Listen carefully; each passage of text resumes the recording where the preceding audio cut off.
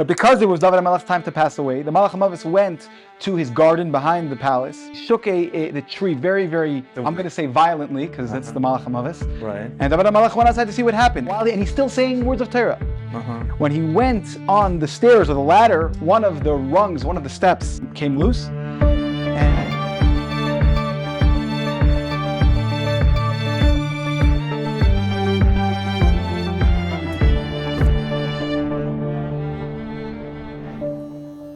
Good Erev Shabbos, everybody. Ilya, question. How did Sarah pass away? She asked Og to see whether... No, but how did it start? How did it start? Okay, so what happened in the last week's Parsha, that Avram Avinu took Yitzchak to the mountain to supposedly sacrifice him. Okay. So the Satan went to... the Satan always was trying to test Avram, trying to test Sarah. So he went to Sarah in Beersheba, and he went to her like an old man, riding on a camel. And he says, do you not know what just happened to you? Your husband took your precious son Yitzchak, he made him his mizbeach, tied his hands and feet, and he shechted him. He slaughtered him. And Yitzchak was screaming the entire time, and he didn't have any Rahman on him. So imagine he painted the most cruel picture. Yeah. So when Sarah hears this, she cried out with a very bitter voice, and said actually she hit her head on the wall from so much pain. And she went through the mountains in Hebron and was asking everyone on the way if she saw them. Meaning she heard this thing, she wanted to know if it was true. So she even sent... She hurt her head on the wall? Out of pain. You imagine, like, you hear your son dies, out of pain, she was inflicting herself with pain. That's what it says in Mamleit. Sounds like a Sephardic woman. They're in the Middle East. Okay, keep going. Now, so she sends her servants to the yeshiva of Shem Be'ever to look, and Sarah went to 3 giants. This is what you said about Og. But it wasn't Og, it was Achiman, Shesha, and Talmud. They were very, very tall. They were giants. And so Og was not the only giant around? No. I don't know. I don't know if they were. I don't know the measurements exactly. I don't know if they're how tall each one was and how they stacked up. There was a family of giants. Okay. Yeah, So there was from the same mother. those Rephaim. The Rephaim. They were called the Rephaim, no? Yeah. Well, if that's the case, Og don't we learn? Right. So how did the Og have other siblings if he was the last survivor? At the time of Noah. No, but they're called Anokim. Yeah, so after Noah, they were called Anokim. Yeah, I don't know if they were family with Og, but they were very, very strong and disproportionately large people, and tall people. So that's my question. My question is because as we learned from almost a month ago. Yeah. When Noah landed, Og ran away. He ran away to the mountains to live in the mountains. Right. And then it says that he had a family there and he lived with the people there. What people? Didn't everybody die? How long ago after the this? only family that survived the whole flood besides... Yeah, but they repopulated the earth. They did. Who did Og marry? Who did he live with? Oh, I don't know. He found whoever he found. What do you mean found? I thought everybody else is dead except Noah's family. Again, how many generations that? The guy lived for a long time. If he's alive until Abraham. But he went to the mountains to live with some people there. When? What time? What was the timeline?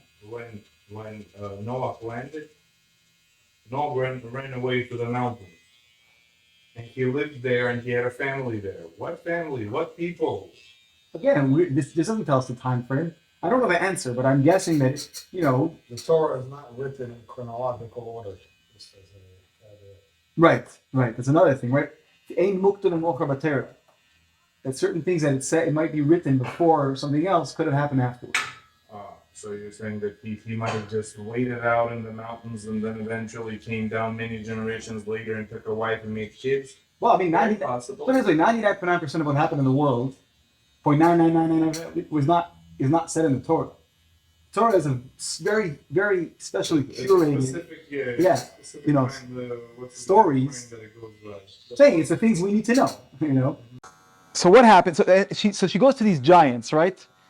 Sheshai Achiman Sheshai and Talmai, and she asked if they could see from far an old man with 3 young people, right? Because originally he went with Yishmael and Eliezer as well. Mustache?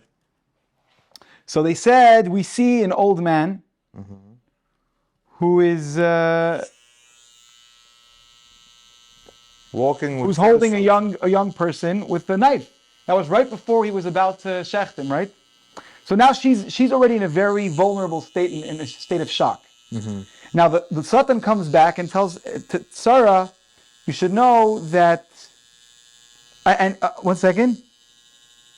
The Satan came back in a different form, and you should know that the old person was talking a bunch of nonsense, and Yitzchak is fine. So Sarah heard this, and the shock of both the pain and then the intense happiness that she had, it was such a shock that her neshama left her body. So she died from happiness, not from sorrow. Well, she died from the shock of both. Okay. There was too much of a strain on the body. And she passed away in Chevron. And passed away at 127 years. Now, so this is what Torah says. So he says, now, 1 second. So does that mean that Sarah passed away earlier than she should have? So he says, no. That's what the pasuk says again. Shnei Chayei Sarah. It says again, the years of the life of Sarah, meaning the years that she lived and the years she was supposed to live were both the same amount. So she didn't go before her She didn't go before her time. But this is the way she passed away. Because tzaddikim don't pass away before their time. Abraham, it happens to be that he did pass away before his time. Later on we'll see. But that was because for his good. So we shouldn't see Esav go rogue. Okay. That was Yitzchak. Yaakov was preparing the lentils for Yitzchak because he was sitting Shiva for Abraham Avinu.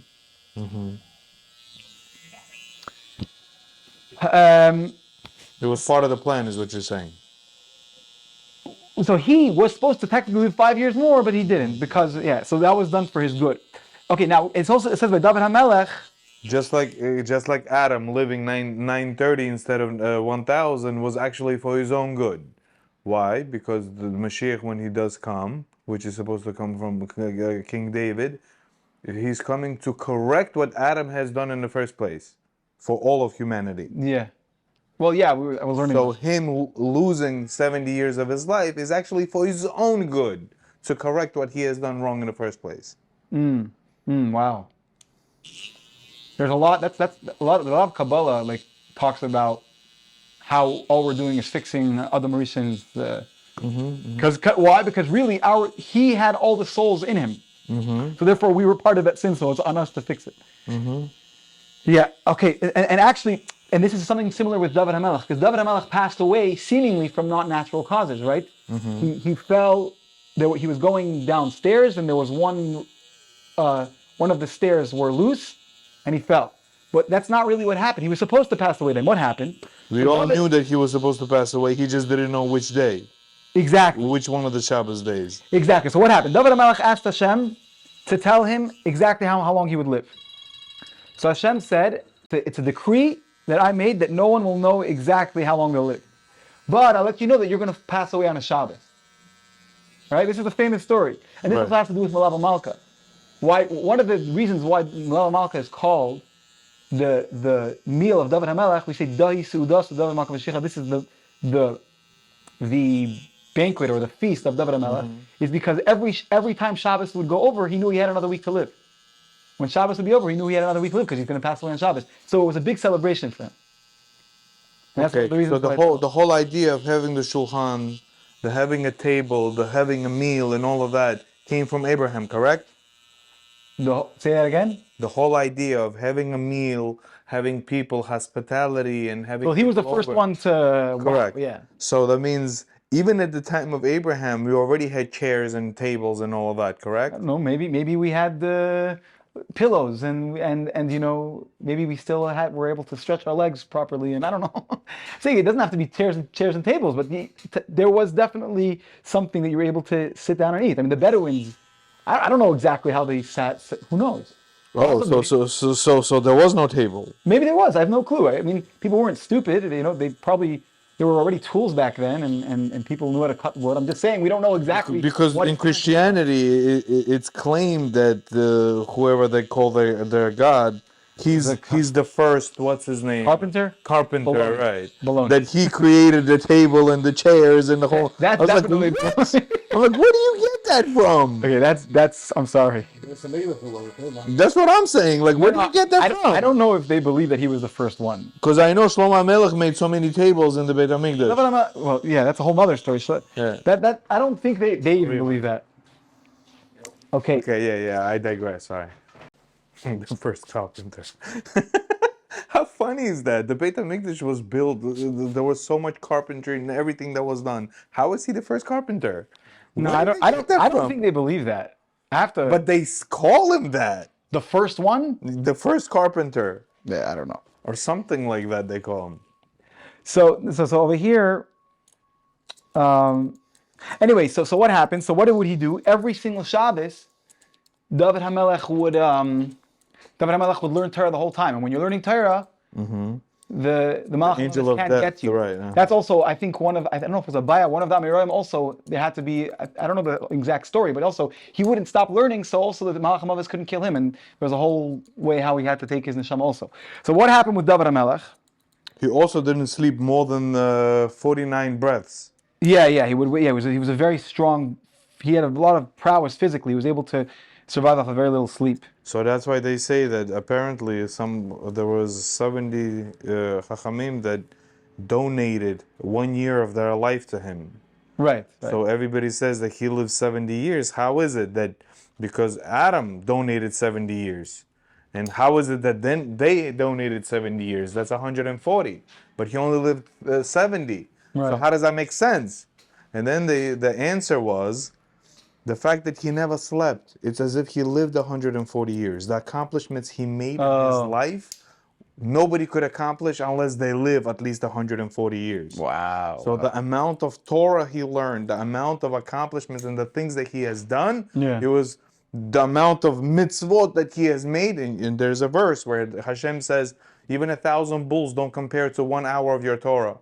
Yeah, he says right here. Right, 1,000 bulls by your son doesn't compare to 1 hour of your Torah. He says, Kitov yom achatzirecha me'alef bacharti v'gemer. It says it right here. The one day that you learn Torah is better than 1,000 korbanos that Shlomo, your son, will bring when he builds the Beis HaMikdash. Wow, incredible. So what would happen now? Even though David HaMelech would learn all the time, night and day, but Shabbos, he wouldn't stop for a second. And the Malach HaMavis wasn't able to get close to him. But because it was David HaMelech's time to pass away, the Malach HaMavis went to his garden behind the palace, behind the house, the king's house. And he shook the tree very, very aggressively. I'm going to say violently because that's the Malach HaMavis. Right. And David HaMelech went outside to see what happened. And and he's still saying words of Torah. When he went on the stairs or the ladder, one of the rungs, one of the steps fell, was loose, and it came loose. And for a second, he got startled, and he didn't say Torah in that moment, and that's when the Malach HaMavis was able to get to him. Don't forget to smash the like button. Don't forget to subscribe. Thank you. Good Shabbos. Good Shabbos.